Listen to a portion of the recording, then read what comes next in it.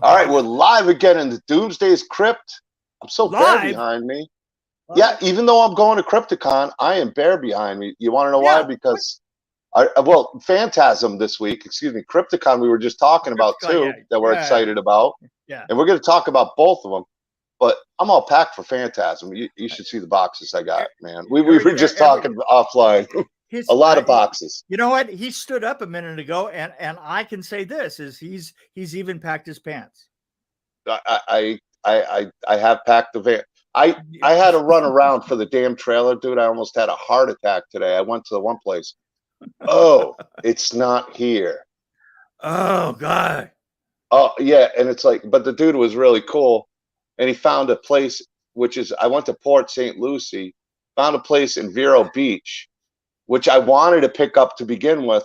So I drove about 2 hours to get this trailer, which wound up being, the trailer was only about 20 minutes from my parents in Fort Pierce. So I just got to do a big old Florida circle. And a good thing I filled up the van. Now, how many alligators are in a Florida circle? It depends where you go. I mean, I used to, when I was younger, you'd see them in the golf courses, and you do some fishing, some great bass fishing in the golf courses. Right. And I'm not a huge fisherman, but my dad at one time had a place. There'd be 1 6-foot gator always trying to catch my fish, but those baby gators, those are quick. See, we're going to Orlando, and yes. What are the chances that I'm going to see an alligator that isn't a human? You never know. I mean, you at the events, there could be an alligator at the event. You never know what happens at an event. Now, do they disguise themselves as people? They could. You never know. We're getting into conspiracy theories here. Yes. No, that's a daily. I've heard of the lizard people. Now we're going to alligator. Alligator people. Well, it's a big toothy smile. It's like. I've seen a lot of people put crocodile tears or alligator tears. Yeah. And how do they keep their teeth that clean? I mean, is it a bird? Because mama says. Do they have better health dental plans than I do? I mean, I don't know. If you watched Happy Gilmore, you'd know the answer to that. Because Mama said. Mama said. Well, Mama said the am doing the gamagata. Oh, Jason's here. So here comes Jason, and actually, we'll bring him on. Here we go. Jason Brooks, ladies and gentlemen. See, Vengeance in the upcoming Vengeance in the corner. See, you sleep on his sofa and you wake up to that motherfucker, or you wake up to Pinhead, and it can be distressing. Well, Jason's so talented. He's in 2 spots right now. And I have to tell you, you just said that Jason was talented, and I have to say that you don't even know a fraction of it. The guy is he's a prop master extraordinaire. He's probably too good for his own good. He did the props on Vengeance, and you have no idea how many times he would be there would be this guy in the corner with a mask, and he'd be bent over something, and he'd be gluing it back together, right? I knew I should have put up my Michael Myers in the Freddy Krueger, but my Freddy Krueger full size is there you go. Holy shit. Holy crap. Dude, that is wow. Yeah, you know who did that? That's Joe Castro. No, Joe that's Castro. me. Wow. Oh, you did that one. I just did this one for a different film. Wow. I mean, I literally, before I saw the blood on the neck, I'm like, how the hell did he do that? The dude's a magician. Good hair job. Wow, spot on. I got the hair punch Yeah. So how many hours just in hair punching on that? About 3 days. Oh my God. Yeah. You know what? I don't even do things I enjoy for 3 days. Yeah. No, it was a lot. Oh, geez, that sounds like a nightmare. But it was a good time. So, introduce the man. Introduce Jason Brooks. Oh my goodness, we got Vengeance that came out with to me, Part 6 was the first Friday the 13th I watched, and nothing against Part 7, but there was never a proper one, in my opinion, that really tied Part 6 to Part 7 the way that you did with Vengeance. Having C.J. Graham, having that guy Mick Strawn, if you ever heard of him, being a part of it, just so. Steve Dash. I mean, R.I.P. I mean, God, and you tied in everybody's name and the way you used everybody in the legacy and honored the whole film. I'm not even joking. This is probably my favorite fan film, and it might be one of my favorite Friday the 13th films. I'll say it right now. It was amazing. And I've met CJ before, and I thought he's an awesome guy. And just the fact of everybody you had involved to make this happen, I don't even know what to say. I mean, it's amazing what you did and put together. We had a great team to pull all that together. A lot of blood, sweat, and tears, but we did it. Oh man, oh boy, that was hard. It really was. And there was something that was mystically weird about Vengeance, that we were batting so far over our heads. You know, like I'm running around, and I'm one of the rare people that had done this before. And I'll tell you, here's the thing. There was something that was weird was happening, because I was so used to working with professional crews that, you know, where everybody is paid, everybody knows what they're doing, right? And then the camera would roll and we would get something absolutely mediocre on a film, right? And then you just go on from there. And you had all these professionals and everybody knowing better, and we could shoot for days without, you know, lightning in a bottle. And here we were working with, I mean, I'm not kidding. I'll just give you an example of any given day on Vengeance. It's raining. It's raining. We can't get the foggers to work. I mean, short of literally creating a bomb out of the little fuckers, it was the only way I could get them to work. We had, you know, people, like half of the crew had literally started that night, right? And then they would volunteer. So then they would shoot for 2 days, and then they disappear, and we'd have another new group, right? Every day, totally new people. The props would be everywhere. Jason would be trying to pull together the props. Jeremy, the director, would be betrayed, and it would be raining, and it would be the sun. It would be just pouring down. Everybody is wet, is hiding under like 3 little tents, trying to work your way towards the heaters in the middle. It's absolutely freezing. You know, it's like if there was weather, it was freezing. If there was water that we had to shoot in, it was freezing. You know, and all of a sudden, the weather would break for 15 minutes, and all of a sudden the props would show up, and, you know, all of a sudden everybody remember their lines, and it would go right down the line, and we would do like 15 minutes of the most incredible shooting you could imagine, and then the weather would close back in. We would lose whatever it was we were trying to shoot with, and it would go to hell for another hour, right? Am I miss?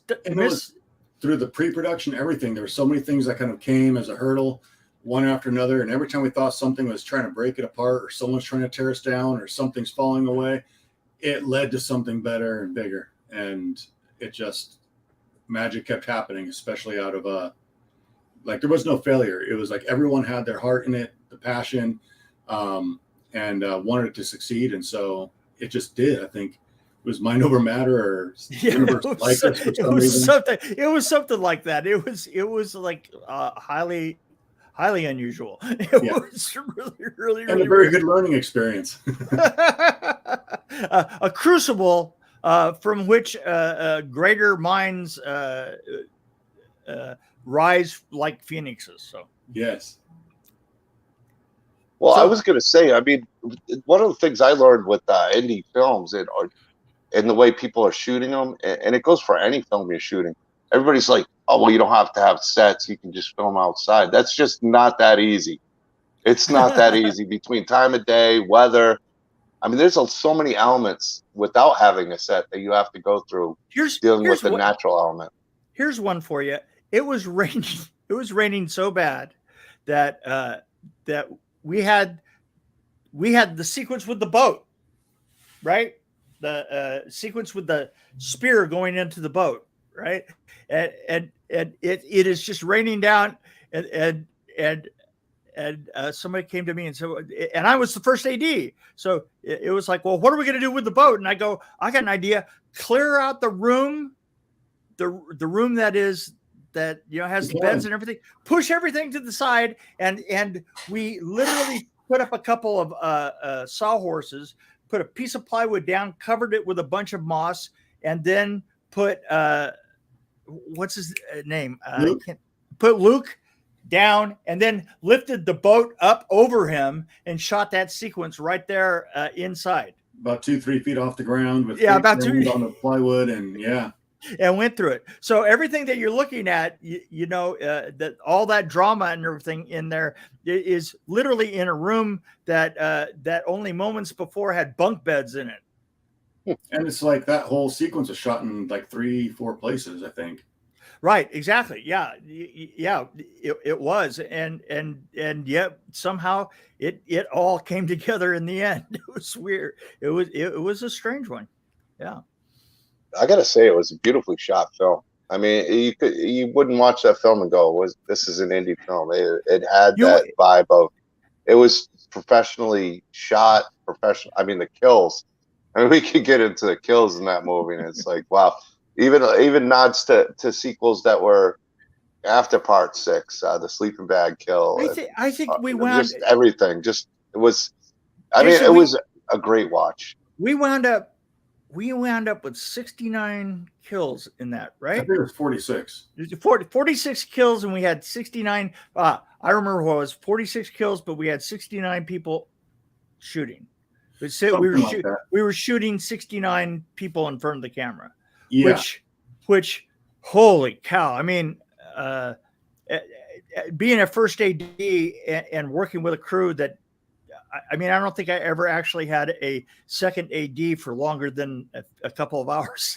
Hours? I was going to say minutes, but minutes. Yeah, minutes. And we just ran 69 people in front of the camera and actually got them in the right order, which is not bad. Huh? No, we pulled it off. That's amazing.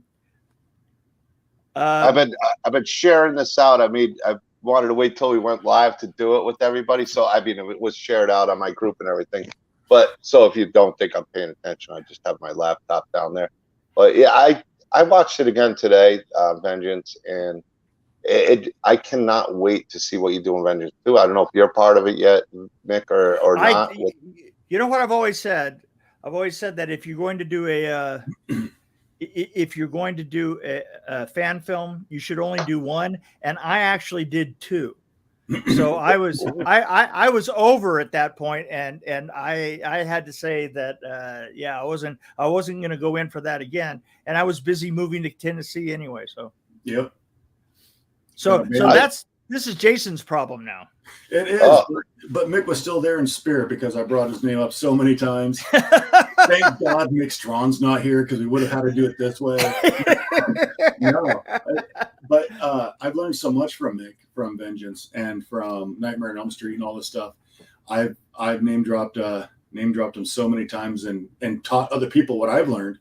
Some very valuable things that I probably could have spent years messing up, but Mick was kind enough to kind of pass on his experience, and I learned, and I did it, and I'm passing it on too. And so thank you. Thank you. You know what the whole thing was this is on that and every film that I've been doing lately is I'm trying to bridge the old filmmaking back with film and the traditions that were taught in Hollywood, and trying to bring them and use the parts that we can still use, because Jason, as you know, there are so many parts that are just part of filmmaking that have nothing to do with the difference between digital film and regular film or anything.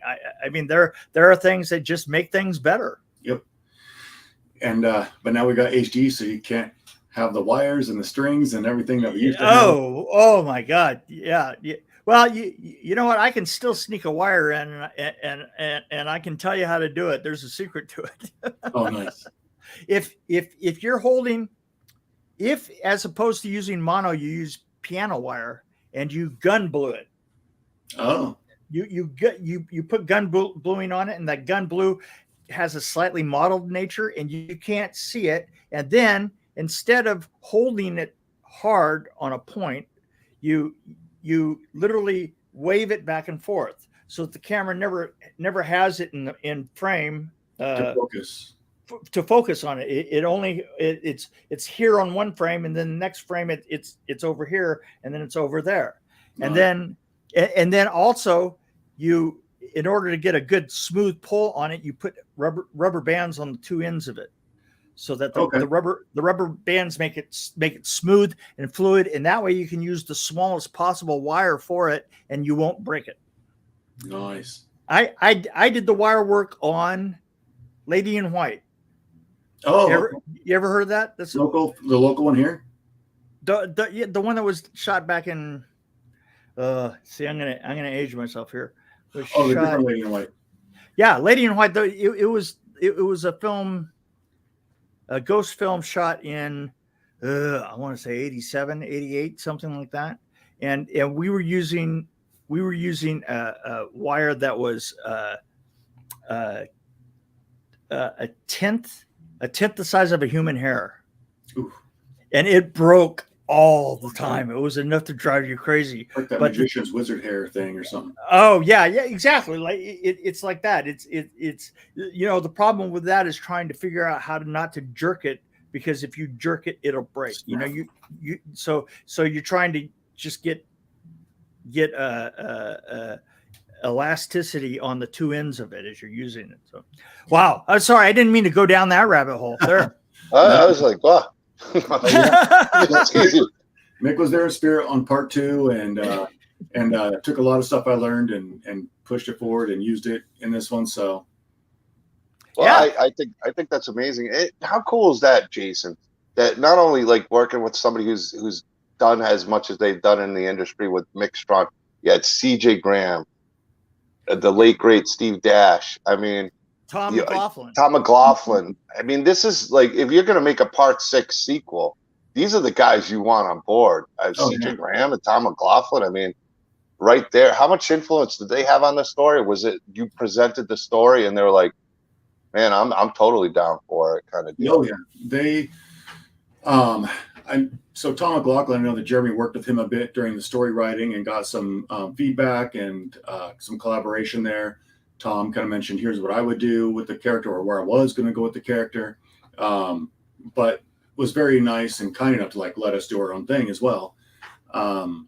And I think for CJ, he was amazing to be involved and stuff. He was very kind, sweet person. He just had questions about the character, how we saw him, and played it the way he did. So, yeah. I got to meet CJ last year at Krypticon, which obviously I'm going again this year. And that is one funny dude. Oh, he's great. I always tell this story because I went up and I had some stuff. I was a vendor and I went up to get him to sign stuff. And before I even put the stuff on the table to sign stuff, he just started talking and he just started telling me stories. And don't ask me how I got into it. It was like, if I got into a bar fight, one or two things is going to happen. Somebody's getting their ass kicked by a senior citizen, or they're going to kick the shit out of a senior citizen. Either way, they lose. I mean, I just was dying. I literally went up to him, and the security guards were really cool with him. But he treated me like a buddy, and it was really cool. It was the first event I ever did was Krypticon last year in Kansas City. And the fact that I went up to him, and he just started talking, and we just sat there. It was before everybody was coming in. And he just was like, I'm not going to just sign this stuff. I got to tell you some stories. We all got to talk. And it was just great. It was a great experience and such a cool dude. And seeing him in Vengeance was awesome. I mean, you guys, the special effects with the hair and the beard made him look mean. Him as Elias, I think, is a great character. I'm glad to see him in Vengeance too. I thought Elias was a great character. I think so too. I think it adds so much to the story. The one thing I can say with Vengeance, you really thought everything out. And Friday the 13th Part 6 is my first Friday the 13th movie I saw. So there's a lot of love with it. CJ is my top with Brooker. Jason's to play it. Obviously Steve Dash too. Part 2, Part 3, and Part 6 are my favorite. And no knock on any of the other ones. They're all great. I love them to death. But CJ, he's still, like I talked to him, and this was before I knew about Vengeance, about playing Jason again. He's like, oh yeah, Tom McLaughlin would have a great script. But I could see this was a lot of their project and their love that went into Vengeance, and this is the proper Part 6 sequel, I think, made. And I think you did an amazing job, dude. I got to tell you, dude, you guys nailed it. All you guys. Well, Jason had such great movements. You know, you really I don't see. I am not a particular fan of actors. Well, you know that. You know that. You know that as far as I'm concerned, an actor just gets in between the camera and everything that I've always I spend my life on, right? The props are in the way. They just get in the way of the props and the set decoration. No, but I was going to say, your motions and stuff, because that's all you get. You don't get the and the sequence I particularly was fond of was the coming down the chain, the chain gang. Oh yeah. But it was. I thought the killing on the chain gang sequence was hilarious. Yeah. The behind the scenes argument. Taking out Peter Anthony. Hey, Peter. Oh, dude, the behind the scenes arguments on that, and how I seem to offended the makeup effects guy for the rest of his life. Oh, that's fine. But yeah, who I've learned one thing about Mick in the short time I've known him. There's no filter with the man. He's going to say what's on his mind, and he's going to let you know. You might not agree, but he's going to tell you. Yeah. No, the original idea for that whole chain gang scene, it started with a few things. One, we were going to try to get all the other Jason actors to kind of be prisoners in this. That's kind of how it started. And Kane was going to be in it, but then he had some conflicts with SAG, and so he couldn't. But we wanted to have kind of that Rogue One Darth Vader sequence where Darth Vader's coming through and these prisoners had nowhere to go. They had no escape. Right. And then Jason just cutting through them, and just having people trying to crawl away and degloving their skulls on the chain. And I think that, and we were also getting into the argument of you never actually ever see Jason's whole zeitgeist is a one at a time kind of thing. I mean, he's not multiple kills at once. So trying to see him go through the crowd, but not see him go through the crowd was an interesting challenge. Yeah. And so Mick just said, I don't know. I don't want none of this. Everybody was kung fu fighting thing. No choreography. That's right. We're going to do this Texas Chainsaw Leatherface thing where we're going to go and pull back down the chain and see it happen, the aftermath of what's happening. Right. Yeah. So that's why that whole sequence was a beat behind him as he comes down. So we see everybody kind of flying. I liked it. I liked it from the angle of the camera that just you never really saw. You just knew Jason was there. Yeah, you knew that he was there, but you just saw what it was that made. Yeah, you saw the carnage. You don't have to visually see everything to feel the carnage. Well, you see, you don't have to see the battle he had with them. You just need to see the wreckage he presented. That was one of the things that I was saying all the way along is a lot of times the carnage is more impactful than seeing the blade come in by itself. Sometimes you need a mix of all that. That's what I loved about Vengeance. It did have that. I mean, that was a good scene to do explain on one end, because that's a tough scene. Like you said, you don't want it to be kung fu fighting too much with Jason and the chain Yeah. gang and stuff like that. Yeah, Where obviously these guys are going to fight back, it's but more you can have those other kills. Yeah, it's more mystical than that. You know, Yeah. there's something about it that it's like how do you film magic? You know, especially the deep, dark, heavy kind of magic like that. You know. Yeah, it was. I thought it was a good balance in the end. You know, I thought that we struck a really good balance. How are you liking your Vengeance 2? How is it coming? I love it. We did a test screening. Everyone really loved it, and of course, you know, we've all learned more since 2-3 years ago. So we learned a lot. So we've been able to apply that. So we have a lot better effects. We have a lot better kills, more tension, more suspense. We got a little bit of everything in the kills. So we have some of the off screen, we got the on screen, we got the brutal, we got kind of the fun and funny, we got the creative. We have a little bit of everything in there, and some actual real tension building and drawing some things out. We've got some heartfelt moments that actually tug on the heartstrings a bit that people really felt, and which was really wonderful and surprising that we could accomplish that. But I think we hit a home run with this one. It's got all the elements, and but with us being able to learn from our past and learn from what we've come from. So it's a lot of it was a lot of the same group. It wasn't it? No, it was we had got Cody Newton back. Cody was our second camera. He was second camera, right? And now he's our DP. He's the DP, right? I wrote and directed. Kim Terrison was our first AD. She helped co-write some of it. And then we got Kelly and Sanaya back in their roles as Ashley and Angelica. And then Morgan Johnson, who plays Deputy Forster. He was one of the cops in the roadblock scene, right? Or the prisoner scene at the end when all the cops were there at night doing all the cleanup. Oh, right. Yeah. You can see him in there interacting in the background. And now with all the other cops that died in Vengeance, everyone else that, you know, went away, Tucker goes away, he's what's left picking up the pieces with, you know, missing a bunch of the deputies. And so he's got his own character development now where he's kind of carrying the weight of the department. And, cool. You know, the cleanup of all what just happened in Vengeance, 40-something deaths, and town in the panic, not reading the bear story anymore. So how do you explain that? So no one's buying the bears. What bears? Vicious bears. Yeah.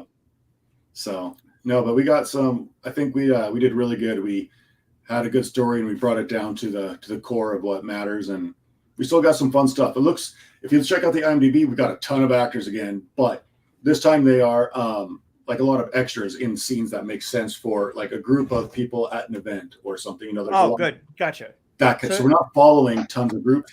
We're not following a bunch of people again. Yeah, you didn't have to deal with 69 people in a 69 individual calls. Yes. Yeah. No, we're doing you know, there's group event things where there's a lot of people in a place, and but we're following basically two main storylines, or 2.5 storylines. Yeah, cool. If you watch the first one, I'm gonna guess what the 2.5 storylines could be. Yeah, and especially if you know part 6 and the new characters you introduced in Vengeance. I mean, I don't know, but I got an idea of at least 2 good storylines you could go.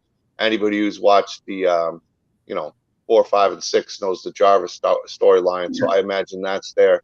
And then you introduced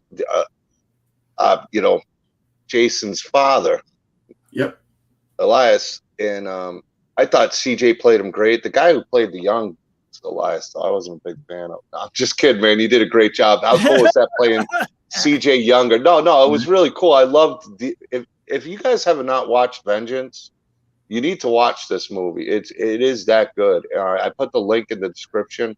It has been seen by a lot of people. It has. It's been seen by a ton of people, but I think it should be seen by every Friday the 13th fan. I really do. because there's a Even I lot of agree Friday on the that. 13th fan films, and it's very easy to get confused in a lot of them. And There's a there's lot of some really bad really ones, I might amazing say. ones. Yeah, there's some bad ones, but there's some really, really good ones. And Vengeance, I'm going to put up there with it might be my favorite. I think it is because of nostalgia, a fan film that's been made. And I'll go on record saying just because CJ Graham was the first Jason I saw, and be able to see him in his own way be a part of this part 6 sequel that we never really got as fans, and a lot of Friday the 13th didn't really go that way after part 6. Yeah. Part 1 and 2, you know, tied in a lot. I mean, 1 through 6, a lot of people don't like 5. I even love 5. So, but 1 through 6 it ties in. After that, it kind of gets a little. Which one did Adam I mean, not Marcus that they tie in great, but they just get way off course after part 6. Which one did Adam Marcus direct? 9. 9, and that's the one that's a cop off of The Hidden. Yeah. That's where the Jason's soul transfers person to person. Right. I swear to God, I got a great story about Adam Marcus. So I'm interviewing Adam Marcus on a show, some podcast somewhere, and I started to attack him because he because it was the same story as The Hidden. And then he goes, "Oh my God!" He says, "This is a nightmare having the production designer from The Hidden tell me that I copped off of his show." And he says, and we didn't even know it, and we were working for New Line Cinema. And I was like, "How is that? How did you not know that?" Didn't know a thing. It's the same freaking film. Oh wow! I gotta say, the look of Jason though in Vengeance was perfect. A perfect sequel look of Jason. That was all Jason. Thank Jason. you. Yeah. That was all Jason. You that was nailed all it. Jason doing Jason. Very fierce. I mean, and the fact that CJ was on board with it and being his Jason really in a part of it. How much did you learn from him on set? I'm sure it was something you practiced already, but was it like he's naturally like, dude, you just got it, or was it like you could do this, maybe this, and kind of learn some things? Well, the first time I met him was at his house in Arizona. Flew out there and talked to him, and I asked him, like, "Do you have any tips for me?" And then he said, "Yeah, I always like to make sure that every step is powerful and has purpose, and then I lead with my chest." And he holds his breath when he does it. And he's very stiff and robotic, and he's kind of showing me some of the stuff that he does. And so I took that, and then I did a lot of research on the other guys, listening to their interviews to see what was in their mind. And then Steve Dash, same thing. When I went to his home in Florida, talked to him about it. And one night he called me over after filming, and on the couch, he's like, "I'm going to talk to you." I thought I was in trouble, but he said, he's like, "So I know I've seen you guys, in your interviews, you talk about all this research you did on everyone, and on CJ, and asking us all these things." He says, "I've seen your work. I've seen you move. You just got it." He said, don't look to me. He says, "If I can give you any piece of advice, throw all that shit out the window and just be yourself. Be your Jason." He said, "You think Richard Brooker looked to me to be Jason, or CJ looked to me or to him, or did Kane look at CJ and copy them? No, they all did their own, and that's why everyone loves them and has their own favorite Jasons, because you're yourself. So just be your version." And I did. I tried to throw it all out. I retained some things that I pulled into my own version that just come out naturally now. But that's what I did. I always have Steve's voice in my head saying, "Be your version of Jason." So he seemed like the type of guy, especially where you really got to see, which I think has to be such an honor, and I'm sure such a great legacy, and for people to really watch this film too. You really got to see a great guy. I don't know, his character as the officer. I forget his name. Jason Milotti. Yeah, was just such a great character. He was so funny. There was some characters that were hilarious. He was one of them, and it was so cool to see Steve Dash playing a cop and play, the anti-Jason guy. And in the story, I don't want to give away too much, because even though Vengeance 2 is coming out, anybody who's watching this, I got both trailers ready to play too for Vengeance 1 and 2. You got to see Steve Dash for what he did in this film. It was amazing. And I'm not sure who the actor was, the dude who crashed the Jeep, who was a drinker. He cracked me up. That was him. That was you dressed up like that? Yeah, that was Holy shit, man! That was one of my favorite. Dude, you are. I'm telling you, how many? Why don't you just fire everybody and play every role? Dude, I did not realize that was you with the beard and stuff. That was funny as hell, dude. Hell yeah. Yeah. Oh my god, that was just hilarious. That might have been my aside from Elias and Jason and everything else. That dude just stuck out. I can't believe it was you. I was like, who the hell is that dude? He looks familiar. Yeah, he got you. There you go. Did that character? Yeah, that does not look like you with the white beard. I would have never. Obviously, I'd never guessed. How fun was it to play him? Oh, I love playing him. I made that character for another film prior, and then Jeremy, the director, was like, "Hey, can we put this Louis character in this film?" And I said, "Sure, as long as I can keep some creative control over the lines." And so we did. We put it in there, and they wrote a basic bare bones script thing and said with a couple things like what the intention is, and I wrote the lines with my girlfriend at the time, and did it. I just love it. And since Vengeance came out, I've been asked to be in 6 other films as that character. Yeah, for sure. I'm sure. Oh, he just stood out, man. It was just so funny, man. Have you played him again in another film? Oh yeah. Oh yeah. Okay. Oh yeah. We did the Nightmare on Elm Street Up All Night. There's Park Dead. Yeah, that's right. Yeah. I was going to do it in Snowfalls. There's a TV show called Medics that they were going to do it in. There might be an appearance in an upcoming callback or something to the next film. But there's in the Band Wars TV show, I've made an appearance there a few times. I can't remember them all. Oh, The Barn Part 2, which comes out next month. Oh yeah, that's right. That's right. You were, were you in the Barn, the original one, or just I was not in the original. Yeah. But in the sequel, but the Barn Part 2, I'm in that one as Louis, and Joe Castro again did the effects for that. And then I'm also playing Zombie Jesus in that one. So. I think that's almost a character that you could have as not only just playing the character, but the actor playing the actor that plays the character kind of deal. It's almost it's original. I definitely think you should go on it. Well, you're just that actor. Nobody until now we spoiled the whole the kiss nobody knows. But Jason Brooks, he learned it playing from this character. He's the actor. Almost what was his name? Man on the Moon.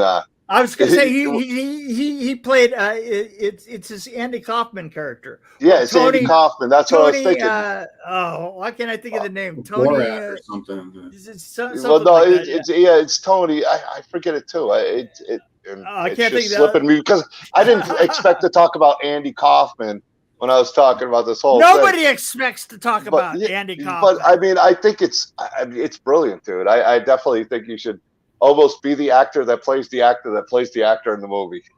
It's that funny. It's that good. I even talking to you, I did not realize it was you.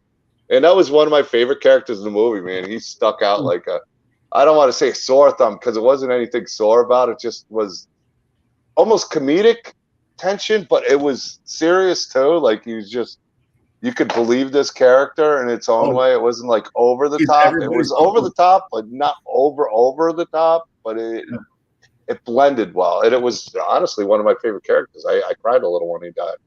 I mean, if you haven't watched the film, he might live. I don't know. He might come back. You never know. I mean, he looked fine. He's had worse. His face looked fine. That was actually a cool scene, though. I really liked that whole thing. It was, yeah. But it was an amazing job doing on that character. I did not realize it was you. It blows me away. No, I appreciate it. You got caught. You got caught out. All right. There you go. The actor of the actor. Maybe next time I'll bring you on as the actor. Oh yeah, it takes a good hour or two to get that makeup on though. So it does, yeah. I mean, literally, I got like $5-6. He literally for that. He had an early call as that character, and he literally slept in it. Yeah, I just can't imagine sleeping in that. I had to sleep sitting up. Yeah, that's right. You don't have to worry about shaving, right? Oh yeah. I mean, on all the glue, like the last few times I did, I just shaved all my natural, real beard off and everything because it's just getting that glue and everything out of the out of your hairs. Oh man, it's probably easier to grow it back than it is after the wax job of all the glue on your face from it. I'm guessing. Yeah. Why your face so splotchy? I was playing a character. I was playing, yeah. Oh, and then when we did that whole scene at the down there, the baseball thing, I was wearing the Louis stuff, but then my next scene was in the Jason costume. So I literally had all the stuff on top. I was Louis. Oh, that's right. You had underneath the. I remember that. That's right. That was hilarious. Yeah. So I had like all this beard hair inside the mask and everything, and yeah, you're probably putting props together at the same time. Yeah. Yeah. I was the actor playing Louis, playing Jason. Yeah. I gotta say though, Jason's an incredible talent, man. All the stuff that I'm learning tonight from all the stuff that he did in this movie. I mean, Mick, as a guy who's been in this field this long, a guy like Jason Brooks and what he does, how much does that blow you away, knowing that, the movies I'm sure watched as a kid made him grow up to do this. He's a dick. What can I say? Yeah, well, you know what? You know what? Aren't we all though? You're not an actor until I've gone out and yelled at you and fucking totally dressed you down on the set. Oh no, you haven't done that yet. Yeah, I haven't done it yet to him. So he's just a newbie as far as I'm concerned. He didn't want to hurt your feelings, I'm sure. Oh no, absolutely. Mick would never. Mick is known for just pulling back what he's got on his mind. Yeah. He doesn't just say it. Oh boy, Mick's not Mick. You still have feelings left over there? Yeah. We can take care of that. You know Mick a lot better. And I can tell you in the short time that Mick is not going to pull any punches. If he's got something to say, he's going to say it. And it leads to so many great stories, though. I mean, it does. Yeah. And usually there's flames behind me. There is. Yeah. I'm surprised your hair hasn't caught on fire like Michael Jackson, and you could have been a legend that way. Oh, trust me, I've caught my hair on fire a couple of times. I really have. Okay, Richard Pryor. Just kidding, I'm joking. You know what? The thing is if you're going to catch on fire, your hair on fire, there's something that you need to learn pretty quick, and that's how to put it out.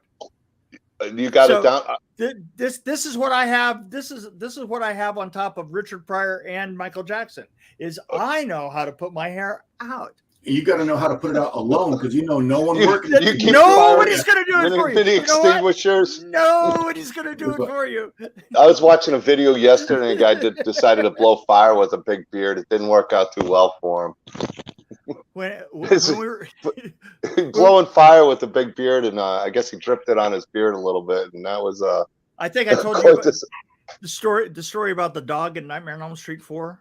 Yes. Yeah, the little tiny half of a dog that we had, and having that discussion about, well, who fireproofed the dog, and unfortunately we were rolling at the time, and so we knew just moments before we burst into flames. That was when we knew it was going to burst into flames. It turned out well, though. Well, what can I say? Hey, happy accidents. I'm sure even on your movie, Jason, Vengeance, how many times was there like a happy accident? It didn't go as planned, but it turned out even better. You guys kind of mentioned that where with all the different elements you were dealing with and all the different things you guys were dealing with, you didn't expect like half the stuff, but it wound up turning it into something even more. The lake being as cold as it was, the lake being as cold as it was, and the guys going, and we had people that were naked out in the lake, but it was so cold that the dew was coming in, and it was just creating this weird wispy smoke that you couldn't duplicate in a million years. Am I right? Oh yeah. I mean, it was just so cool. But I tell you, I would rather be one of the naked ones out in that lake than have that full costume on, soaked and freezing. Oh, I also remember us shooting you coming up the beginning of that, shooting you out there. You just tiptoe on that ledge, right? It's a man-made lake, and it's like it goes up to my chest, and then one step back, it drops 50 feet or something, and I'm out there with 120 pounds of sandbags wrapped around me to keep me down, and and carrying a rock that he was so sure was going to sink. I wasn't carrying it yet. Yeah. 85-pound rock I'm carrying, and it's like it's got a foam core, but it's concrete all around it, and I'm sure it's gonna float. That's gonna float. And he's like, then, no, absolutely, it weighs 85 pounds. And I go, yeah, and it's gonna float. And then I'm out there in the water with it, and I'm trying to push it down, and I see Mick on the shore just kind of turning over and looking, and then just start laughing. I'm like, don't let Mick see this. Yeah, you're trying so hard to show that the 85-pound rock was absolutely not going to float, and yet you're pushing. He's out in there and he's pushing the rock down, and it's lifting him back up. Oh, and I am just like, I could have sat on that thing. Yeah. You see Jason floating out, sitting on a rock to the shore. That's exactly what it was. It was hilarious. He's got a little engine on the back of the rock, just right. floating in. Jason's sitting there. I'm ready to go. Yeah, it would have made a much better boat than it did a rock. Yeah, for sure. Well, at least you had something to help you in that cold water. If you were sinking too far, you had a way to get up there. A life vest and a rock. I mean, because he had a lot of people that were waiting and ready to pull him back out.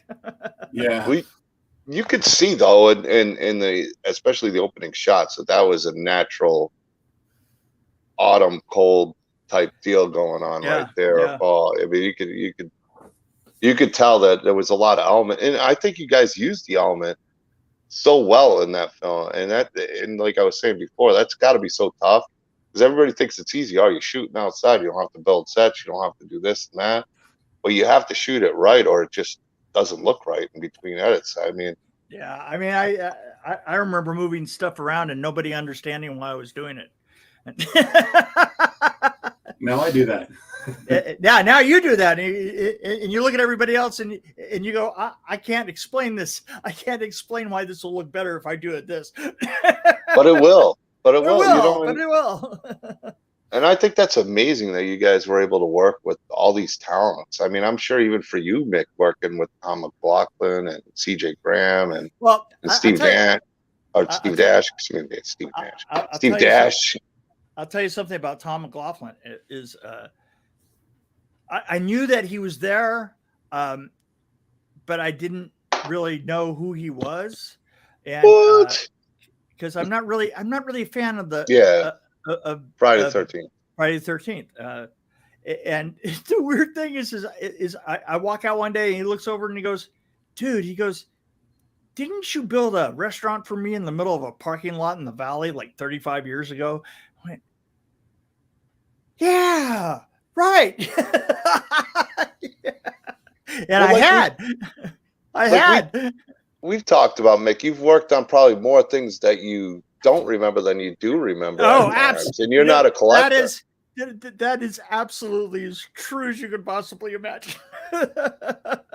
I see people all the time and they go, well, didn't you do this and this? And I go, oh, yeah, that's right. That's right. I did. That's not a bad thing, though. I mean, go ahead. Forgetting it? Well, I mean, as long as you don't have Alzheimer's, I just mean that you did that much work and you worked. Oh yeah, so no, much there's no way. That's the thing is I was working in the town and I was raising a family, and so I would take I always had like 4 or 5 commitments going at once, and so every day. And maybe I would be on 2 different sets for 2 different films on a single day, all the time. I mean, just all through the 80s and 90s. I had to be that busy, and because working non-union, especially in the earlier days, working non-union, you didn't get paid much money. You got paid like $75. Was kind of like a standard. You're kind of like a horror carny. I was as close to a carny as you smells like cabbage. Get. That's exactly. Exactly.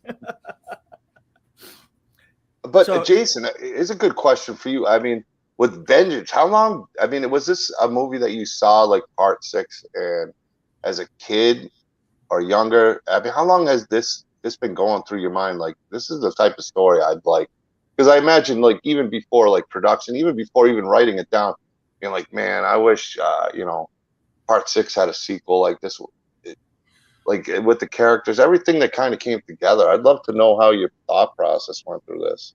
Well, for the first one, it wasn't my baby. It was it was Jeremy's baby, Jeremy Brown, and so Yeah. he wanted the sequel to part 6. I just wanted to play Jason. I was cosplaying Jason at a convention, and I was volunteering at a haunted house out here as Jason, working their queue line and everything, and I just always wanted to be Jason in the film. And then I heard about it, and so then I reached out to Jeremy and auditioned, and that's a whole another story in itself. But part 6 was my favorite, and so being that it was a sequel to part 6, it made it even better. So it was kind of like lining up both me wanting to play Jason, but also playing my favorite version of Jason, because I loved 6. I loved the humor, I loved the kills, I loved the way Tom took the story, and so it was really cool to be able to do that. Yeah, CJ. I mean, like I told you before, part 6 was the first one I saw, and I'm actually at my parents' house, so it even brings back more memories. Is me and my dad. We bought the old camcorder. I watched it on one eye with one earphone in black and white on one of those old camcorders as we drove from Massachusetts to Canada, and that was the first one I saw. And CJ's version in part 6 and everything that went to it was something I mean, I watched it over and over and over again on an 8-hour, 10-hour drive. So it was my first experience. It was in black and white with one earbud in and just looking through an eye hole. Like, people don't understand the struggles on a road trip we had. We didn't have the struggles, the real struggles of an 80s kid. I mean, I felt lucky that my dad had a camcorder, because most of us we were lucky to have.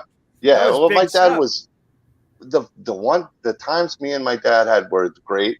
Like, he'd be really like very my dad, but when we'd go on these hockey trips, there was always something special, like father-son bonding. Yeah. And Friday 13th part 6 for me with my dad. I don't even know if he remembers it the way I do, but it's a special bonding moment for me and my dad. That's what even makes these conventions great. Like, my parents are going to be there, and my dad, great.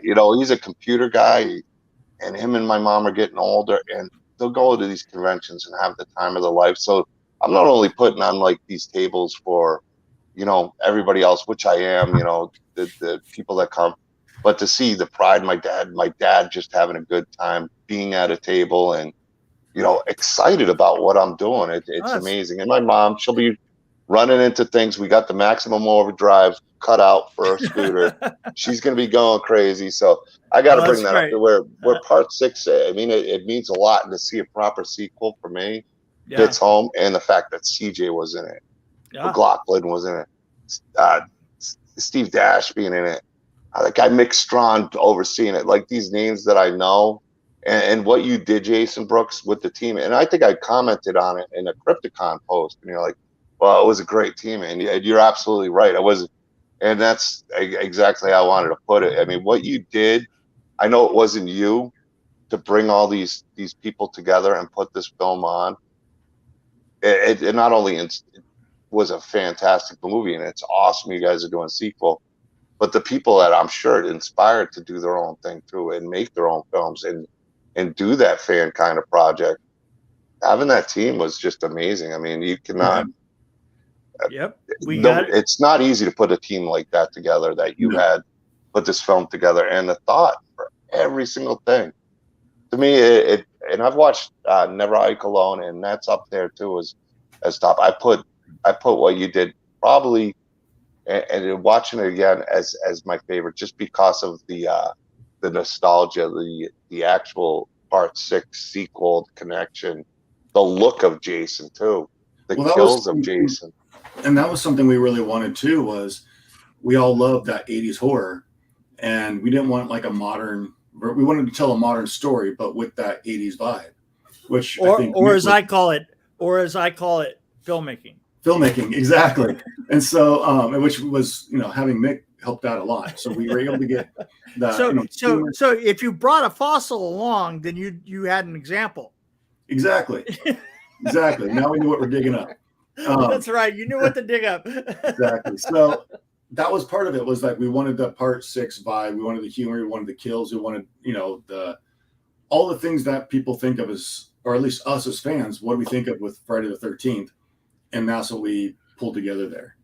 And then to kind of revisit your question about the story and my part, like part 2, that one's my baby. And that one, I did 2 things. I kind of wanted to tell the story that I wanted to tell, but I also wanted to wrap up all the different things in part 1 of Vengeance that maybe got left unanswered or people questioned why.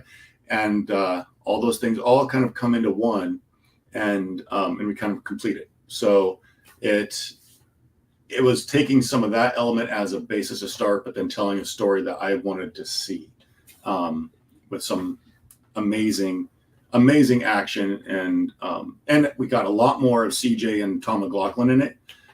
Their roles are way expanded, so they're much more part of the story and not just side characters. And Tom McLaughlin's performance in this is gold. That's cool. And Rob Mello, who plays the babyface killer in Happy Death Day. Rob. Rob. He plays opposite of Tom. They play together. Everyone wants more of them. They want a whole spin-off of just them. They are perfect together. The chemistry is amazing. And you're talking about the part 6 team. We got Darcy DeMoss in this one, coming back to play her role as Nikki. So kind of expanding on that whole part 6 family too. And she is absolutely amazing. Wonderful person, actress, and just killed it. So I mean, there's an actor. I'm sure you know. I'm wondering who I'd love to see make a cameo in there. I hope to. Just where it led from the other one. I'd love to see that actor make a cameo. Which one? Tom Matthews, obviously. Oh yeah, we'd all love that. Hey guys. I hope it's a surprise, but I mean, just because of the way the first Vengeance story went, or even any of the other ones that played, guys, it doesn't have to be Corey Feldman, but nothing against Corey, but that'd be a tough one to pull off, I'm sure, in indie. But it's I have to get out of here, Earl. I've got to finish packing and get ready. I'm driving a long way. Some guy dragged you all the way to Phantasm. I'm telling you. Anyway, I will see you at Jason. You're not going to be at Phantasm, right? No. I will. Are you coming to Scarefest? Crypticon? Okay. I don't have any conventions lined up right now. Oh, you have nothing lined up? Nope. Well, I'll see you in the future because I see you all the time. Absolutely. And I will see you tomorrow, probably, right? Yeah, tomorrow night. Well, you'll see me probably all sweaty, cranky from setting things up, and I'll probably get in there, and you'll be like, "It should be there. It should be there. It should be there. It should be there." So I'll see you Friday then. Okay. No, I'll see you. Well, we're going to be hanging out. I can't wait, Mick. Okay, I'll see you guys. Jason, so good seeing you. You too. Love you, man. Love you, man. Well, I don't want to rush you off because I'd love to talk to you more about it because there's so much with Vengeance. Yeah. And Vengeance 2 coming up, man. I absolutely loved it. And I mean, just what you did with these characters and writing, and you connected every film in its own way. And I loved that, man. I loved how even part 1 you connected it. You connected Jason's father, which is such an interesting character. Elias is, I mean, and CJ Graham playing him there is definitely a Jason-esque part of him that I think I'm hoping you go with in Vengeance too, which I'm guessing you got a lot of thoughts to. I mean, but there's a lot to him. Oh yeah, and Jason, not just Pam Voorhees, but no, we explore the Elias character a lot more in part 2, and we even go like we start with a little bit of a flashback again, because we like to tie in some of those storylines. Like what if, or how did this happen, or where did this come to be. And so we actually have, like you can see it in the trailer, Steve Dash's grandson. Oh, sweet. He plays young Jason Voorhees. And I actually got the trailers for both films. Yeah, we could play. Do you want to play the first one? And we'll play the upcoming Vengeance. Let's do it. Because we got all you guys got to do to find Vengeance. The first one on you just look up on YouTube. I got it in the links. But we're gonna go with the first Vengeance, and then we'll go with the new one because I think they're both amazing trailers. Really. Let's see. Here we go.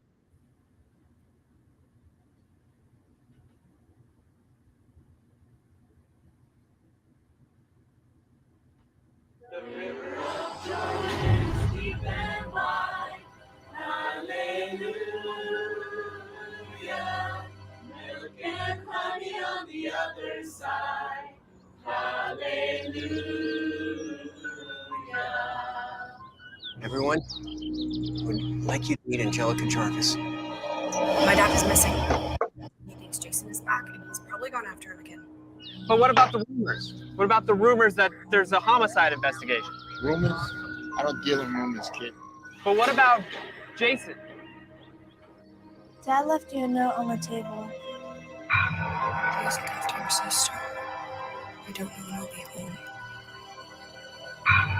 You know his mom was the original person that killed her, right? Somebody's there. Whatever happened to his dad? Passed away. Alone and grieving from the sound of it. Sounds like he really loved his kid. A lot. He's back.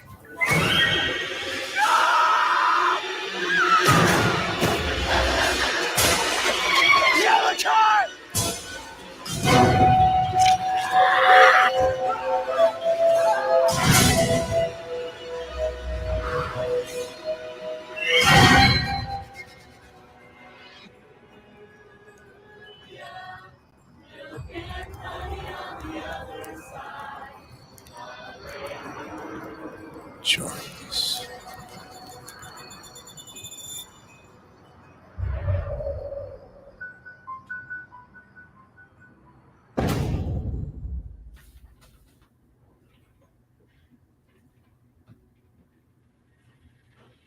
I gotta say one thing before we go to the next one too, is the tie-in that you did with Jason Voorhees and his father and his importance to the original and filling in some blanks. I thought was genius. I really did. I thought it was really good. Really. Oh wow, it was really good. Yeah, it made sense with the character too, and it tied it in smoothly. And even added another element, a different franchise that kind of rolled in,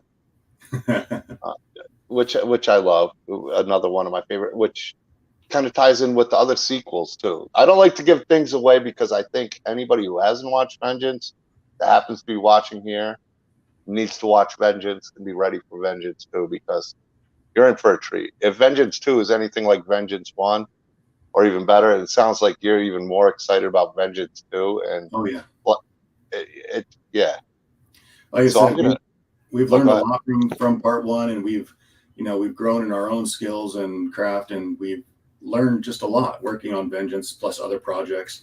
So we've been able to take all that. So for sure, Vengeance 2 should be better than Vengeance 1 just by default, but we really amped it up quite a bit in every way. That's not always an easy thing to do, though. You could say, oh, we got all this, we got all that, but there's a great story in Vengeance.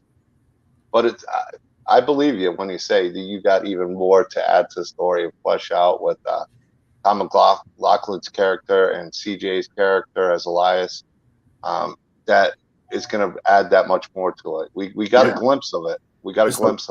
It's the why is Elias here? Why is he doing these things? We have a lot more to answer then. Yeah, I mean, was it that? I mean, it would have been a shame at the end, to try to fill in the strings. But did you always plan on a sequel? Did you have this kind of idea that I got something that good that I got the sequel ready, or was it kind of like, well, you kind of knew, with with the way it ended that there was a good opportunity for it. We knew, like, we got done with it and we were all pretty tired. You know, it's exhausting, a couple of years putting it together. It's a lot of time and money and energy and time away from family and friends. And it's a lot of effort. And we left it in a way that we could just leave it, but then wanted to leave it open just in case we wanted to do something else. And the fans spoke and they kept writing and writing and writing. And Jeremy, the director, was like, I'm still tired.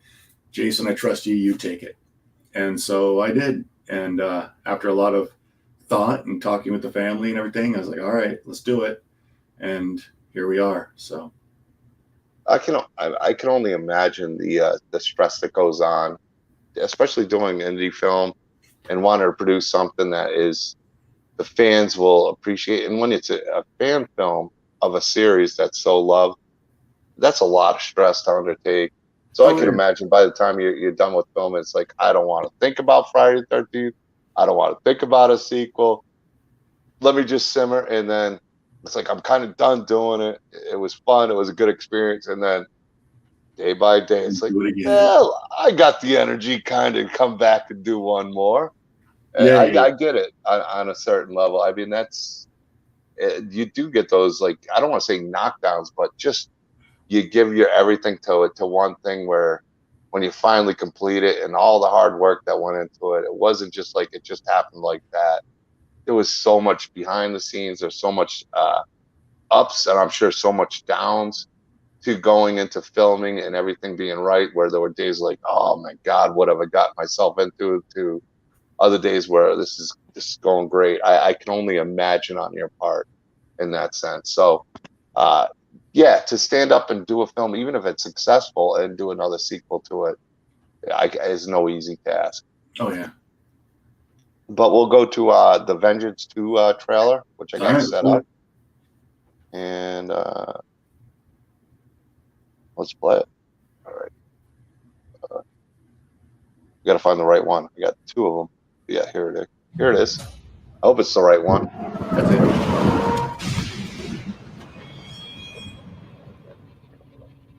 I think he's trying to bring her back. Bring who back? His wife, Jason's mother. And he needs all of us to do it.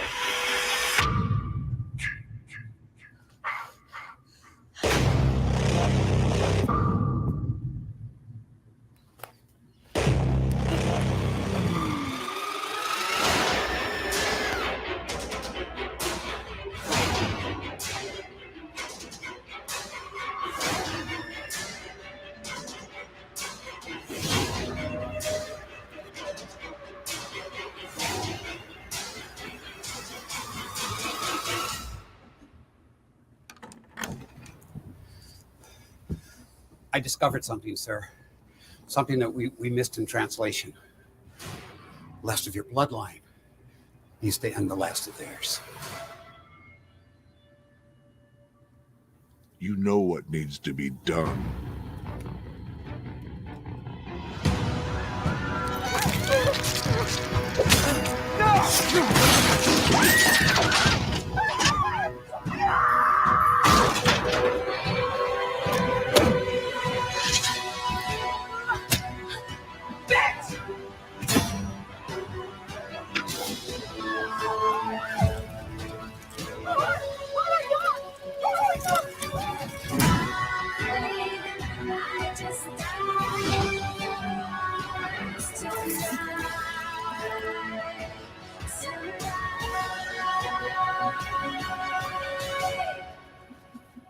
Shit. Shit. Why'd they have to dig up Jason? Some folks have a strange idea of entertainment.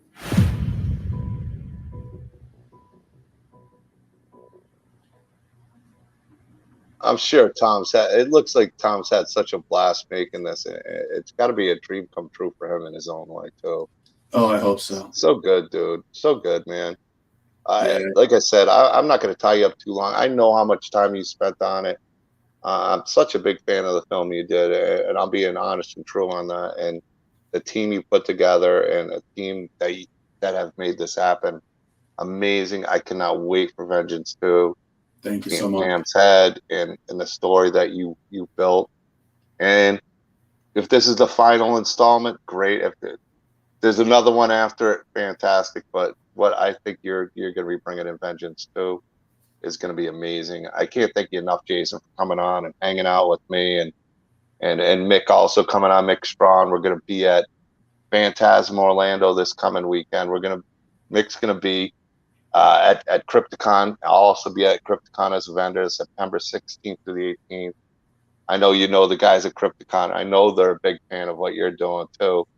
So thank you, man. Thank you. I'd love to have you come on again, especially when Vengeance 2 comes out, and speak with you and maybe a few of the cast that you got that want to hang out and talk about this film, man. Yeah, I would love to. Thank you. Absolutely, man. I honestly, big fan. Keep up the amazing work, dude. It's super talented what you're doing. And thank everybody who's here watching or who's been watching throughout the night. Thank you. Phantasm this weekend. Krypticon a few weeks after. Then I'm taking my break. That's how I could relate, because it's a lot of work going state to state to state and bringing what I bring. But such an honor, man, having you and Mick on and talking Vengeance, and looking forward to Vengeance too. Anything you'd like to leave as we're leaving? Oh, no, I just thank you so much for having me on. Really appreciate it. And we're looking forward for you guys to see part 2. Should be out October 1st. So coming up real quick. And I know Sean Lutzis, he's our executive producer, who's without him and his family, none of this is possible.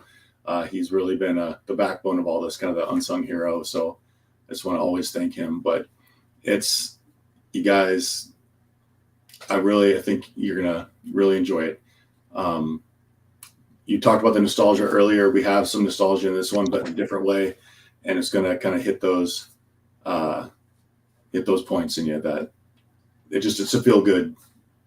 I don't know. I just can't say too much, but I think you guys are going to really enjoy it. A lot of hard work went into it, and it'll show. Next time I'm going to compete with you on my background, man. I don't usually have a background like this. I'm going to have the life-size Michael coming at you, life-size Freddy. We're gonna have a room off, because I got the Freddy and the life-size Freddy and Michael in the garage right now. I got your nose. No, but hey, guys, if you have not watched Vengeance yet, you can check it out.